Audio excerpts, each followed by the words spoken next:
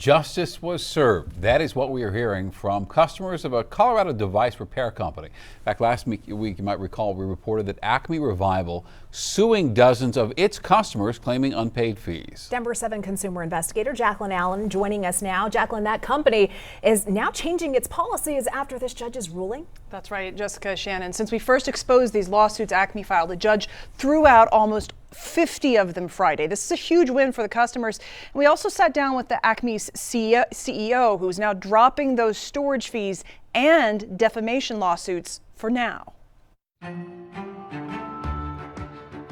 So you've made a lot of changes since the last time we talked. Yeah, I mean, we don't want to. We have respect for the court system while we disagree. The comments that were made have led us to make changes. Acme Revival CEO Logan Beck now altering his company's policies after suing dozens of customers. The inquiry is one of fundamental fairness. Last week, a Jefferson County judge booted almost 50 of those cases from court for lack of jurisdiction. I think justice was served. A weight lifted for Gus Mankato. Acme's site shows he sent an Xbox for repairs last year and racked up more than $3,500 in storage and legal fees. I think you guys shining a light on that really helped. So I appreciate it for you guys taking the time. Acme now sending customers this email saying because of the court decision, they'll deduct the storage fees. And once the diagnostic fee is paid, the device will be returned at Acme's expense. These guys, you got to give these guys credit. They just don't see what right from wrong, in my opinion. Glenn Weber says he won't be sending Acme Revival any money. He shipped them binoculars for repair last year and accrued thousands of dollars in storage fees. While the storage fees are now gone, the legal costs are still listed. Bottom line, what's your takeaway from all of this? I think this is the dark side of the internet. I think that you have to be careful about who you contract with. I want to compliment all of you. I think that this restores my confidence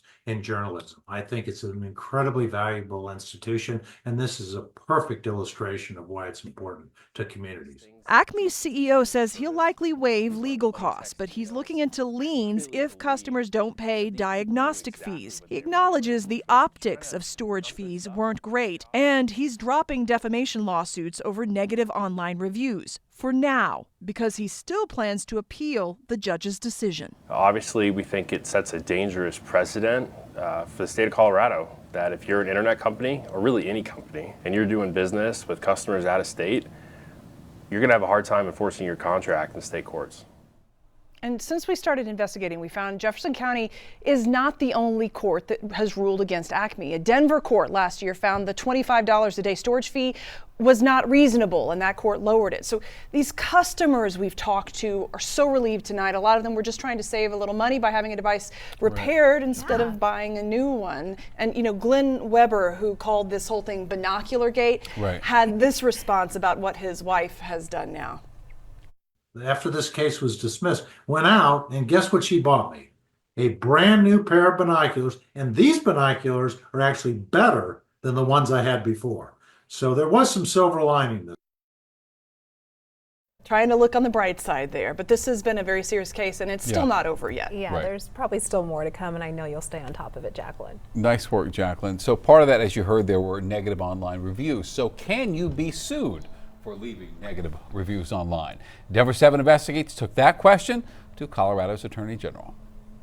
What consumers need to know is that when they offer negative feedback and reviews, they're exercising what is important to the public, which is getting that information out there.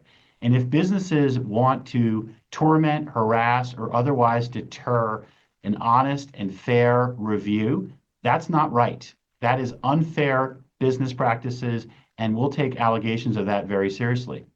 You can find Jacqueline's previous reporting online. Just scan that QR code right there on your screen. You'll also find what to do if you're being targeted for leaving negative reviews.